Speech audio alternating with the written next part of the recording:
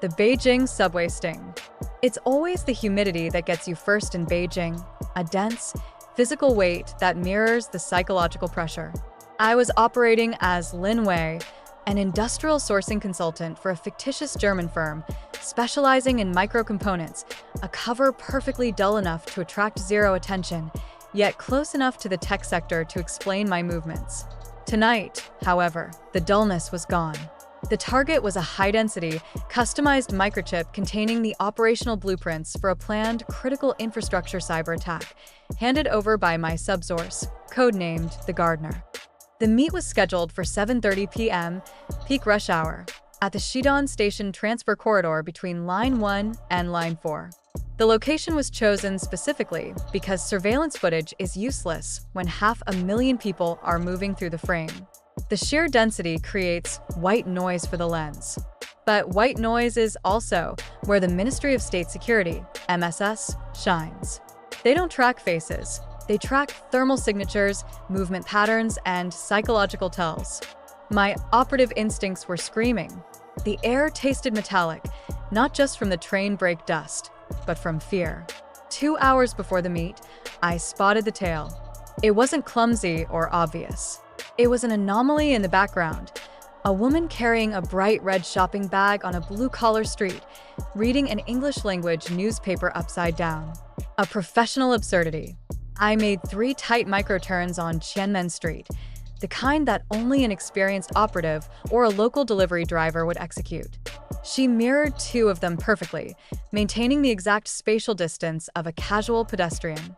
I knew then that the Gardener was either blown or the location had been flipped.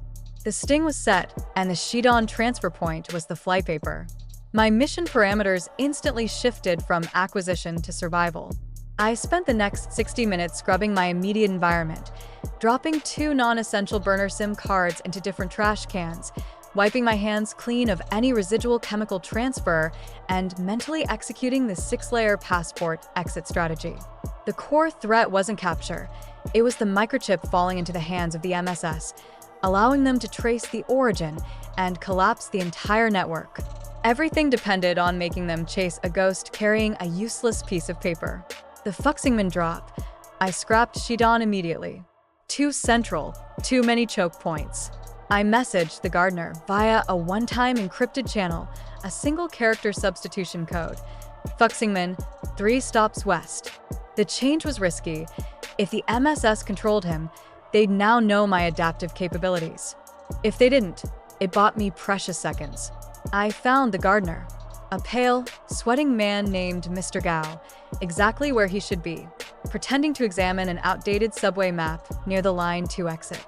His eyes were flat, dull.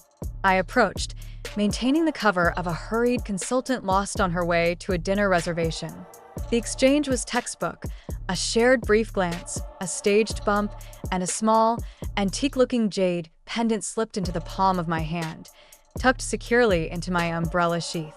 But as he pulled his hand back, Gao performed the secondary signal we had established for terminal compromise. He quickly adjusted his cheap, imitation leather belt. He didn't just straighten it, he pulled the buckle sharply to the left, a subtle, almost invisible tick.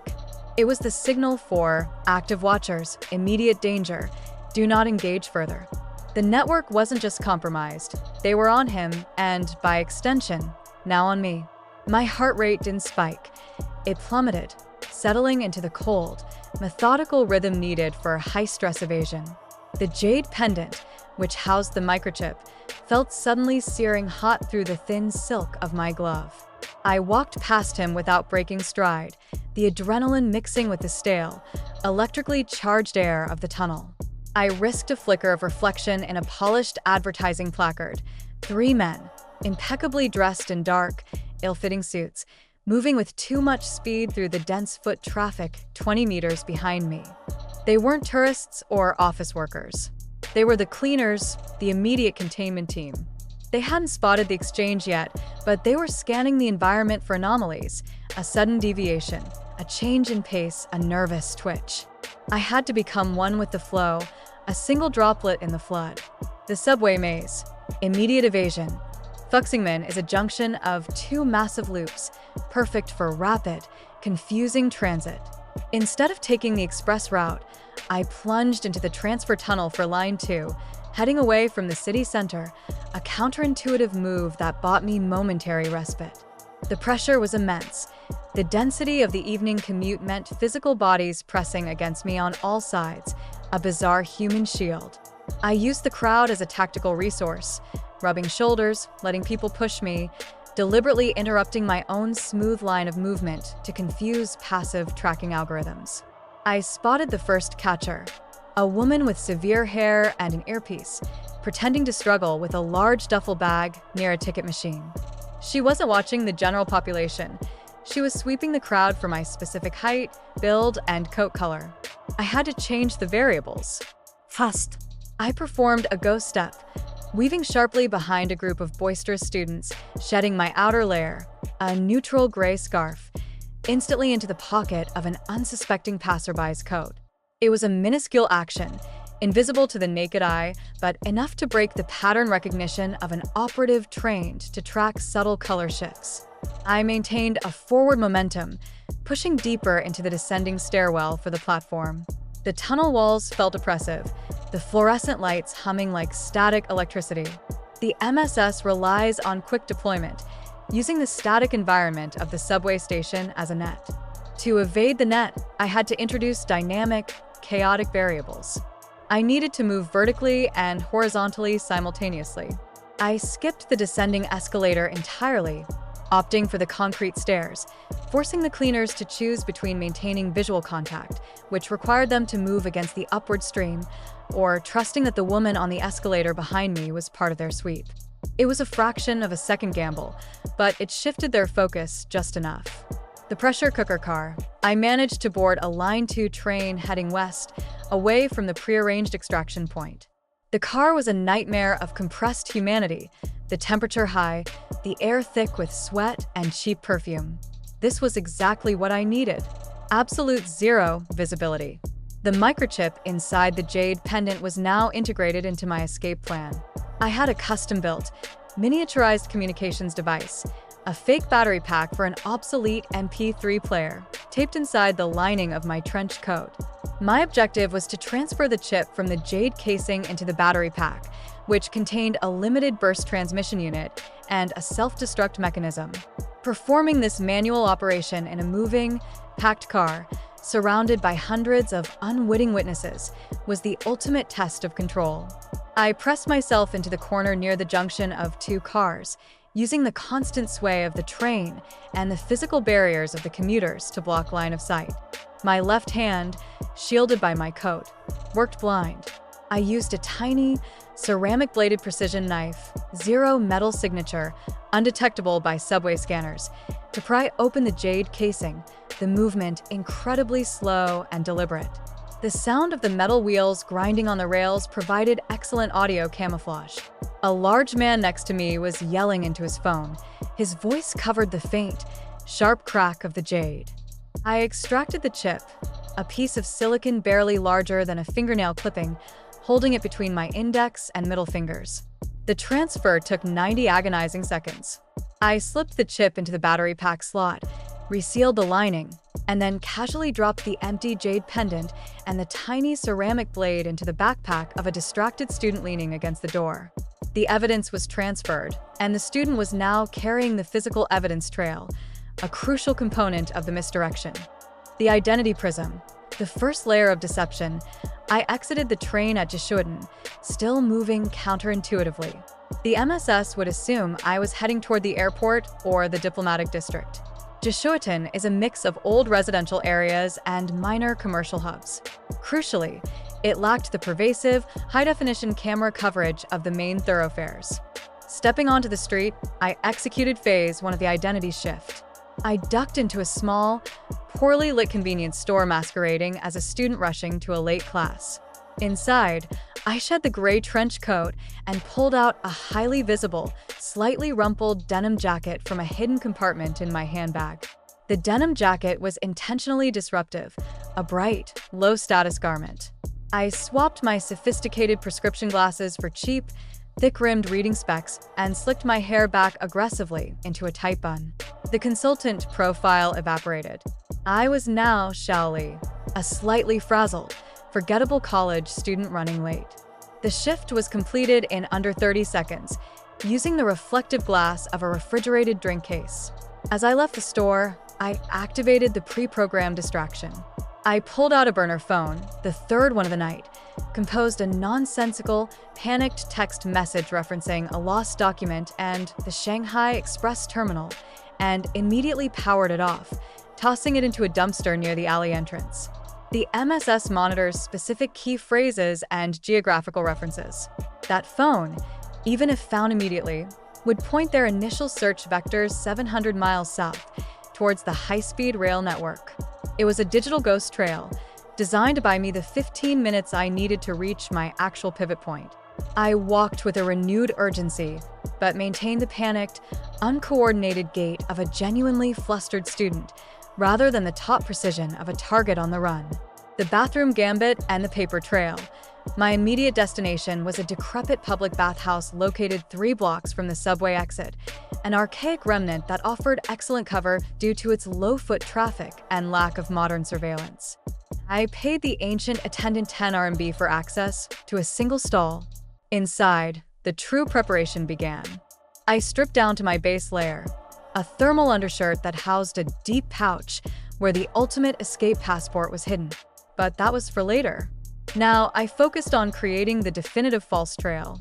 I pulled out Passport Alpha, a flawlessly forged Chinese identity document for a woman named Xidan, along with a stack of travel receipts, reservation printouts for a cheap hotel in Pudong, Shanghai, and 2 outdated theater tickets.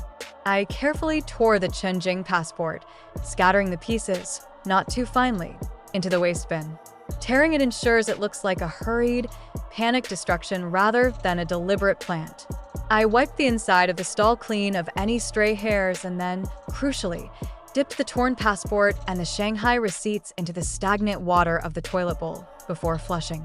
The goal was to ensure the MSS recovered the materials. They always searched trash bins at potential escape points, but that they were damaged enough to look like they had been abandoned by a fleeing subject who believed she was moments from capture. It screamed Lin Wei was using the Xidan identity and was headed for Shanghai, but panicked and destroyed the identity before she could reach the high-speed train. This was bait. The MSS would spend hours tracing the Xidan alias, deploying assets to Shanghai, convinced they were chasing a desperate runner whose identity had just fractured. The bathroom gambit created a strong psychological profile: panic, destruction of evidence, and a clear geographic trajectory. The chase above ground, the snare leaving the bathhouse. I hailed a licensed taxi, ensuring I used a payment application rather than cash, another deliberate breadcrumb designed for easy digital tracing. I directed the driver towards the Beijing South Railway Station, the major hub for the high-speed line to Shanghai. This move, following the digital and physical evidence I had just planted, confirmed the integrity of the false trail. The moment the taxi pulled onto the second ring road, I activated a passive counter-surveillance protocol. I used the reflection in the rear window to scan the road behind us for the unmistakable presence of official vehicles, black Audi A6s or SUVs with darkened windows, driving in precise formation. Within 2 minutes, I saw them. 3 cars, spaced perfectly, following the taxi. They were moving confidently, certain they had contained the target profile, the Shanghai runner. This was the snare. I paid the driver immediately near a congested exit ramp, citing sudden illness, and stepped out onto a side street thick with street vendors and evening traffic. I watched the taxi drive on and, crucially, watched the MSS convoy follow it, confident that their quarry was inside, heading for the rail station. The satisfaction was brief. I knew that the moment they realized the taxi was empty, or that the passenger who exited was not the profile of Lin Wei, the net would contract violently. I had roughly 4 minutes before the MSS commanders realized they had been sent on a false vector. I had to pivot back to the subway system, but this time, using the deadlines, the lines they would never assume a target would return to. Activating the contingency. The passport swap. I moved quickly through the hutongs, the narrow alleyways providing temporary respite from the camera grids, towards my true escape route. The seldom-used Line 13, known locally as the Ghost Line because it serves mostly outlying areas and maintenance yards. The closest access was at Wadayaku. Reaching a small, neglected park near the station, I headed directly for the prearranged dead drop, established 6 months earlier as the final, absolute fallback. The drop was ingenious, a loose brick behind a municipal fuse box, coated with a specific UV paint invisible to the naked eye but confirming its integrity. I accessed the cavity, my fingers moving expertly in the near darkness, ignoring the filth and decay. I retrieved the final, crucial component, passport beta. This wasn't the Chinese Xinjiang identity, which was mere bait. This was the real extraction identity, a genuine, but deeply laundered, Slovenian passport in the name of Clara Novak, a doctoral student studying ancient linguistics. The Clara Novak profile was established in Europe months ago, with clean digital footprints, zero ties to China outside of a student visa, and a completely separate psychological profile, nervous, scholarly, slightly eccentric. I immediately retrieved the chip-embedded battery pack from my jacket lining and sealed it inside a waterproof plastic sheath, transferring it into the Clara Novak passport cover. The passport cover itself was designed to act as a Faraday cage to prevent any accidental signal broadcast. The transformation was physical and mental. I consciously slowed my breath, shifted my posture from the rigid, tactical stance of Lin Xiuying to the slightly stooped, intellectual slouch of Clara Novak. The stakes were existential. If the MSS were still tracking the Lin Xiuying profile, I was caught. If they were chasing Xinjiang to Shanghai, I was free to walk out as Clara Novak.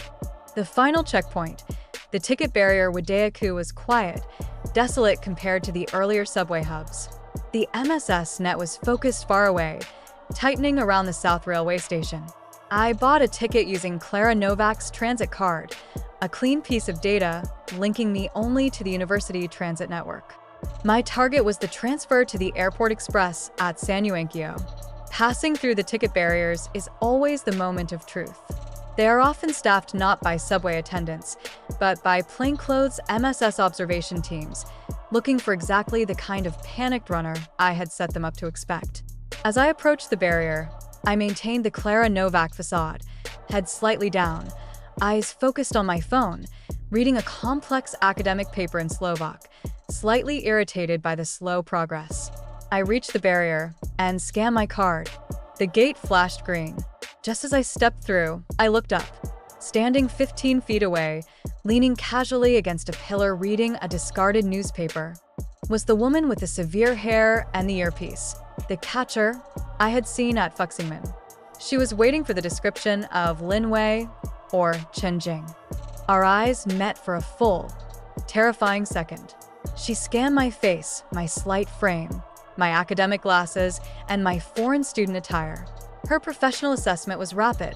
Wrong profile, wrong gait, wrong ethnicity marker. Clara Novak's background was deliberately ambiguous European. She dismissed me. Her gaze swept past, returning to the crowds emerging from the downtown trains. The fake passport hadn't fooled her. The entire layered deception had. The Clara Novak identity was so foreign, so disconnected from the Lin Xiuying profile that it registered as irrelevant static on her operational radar. The exfiltration window, success and reflection. I walked the remaining distance to the Airport Express platform with a slow, deliberate calmness, resisting the urge to sprint. Getting on the Airport Express was crossing the final threshold.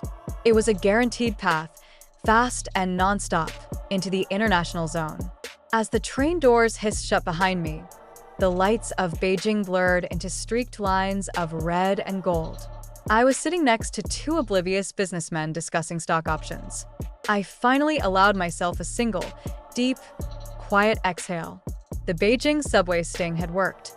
The fake passport, Xinjiang, hadn't been intended to get me out. It was a psychological weapon, a scent trail that appealed to the MSS's ingrained assumptions about panicked operatives fleeing toward obvious exits.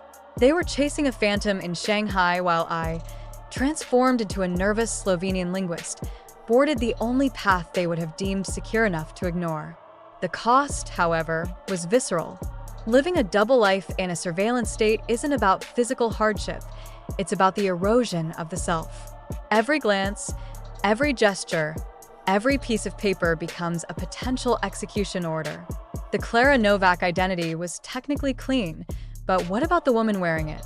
I touched the cool, smooth cover of the passport tucked into my jacket. Lin Wei was dead, erased on a subway line. April Woods was waiting for me in the air, but sitting here, on the speeding airport express, surrounded by cameras and ghosts, I wasn't sure who was left in the driver's seat. All I knew was the microchip was secure, and the net had snapped shut on empty air. The psychological surveillance of Beijing always wins a small piece of your soul, even when you escape the trap. The subway sting.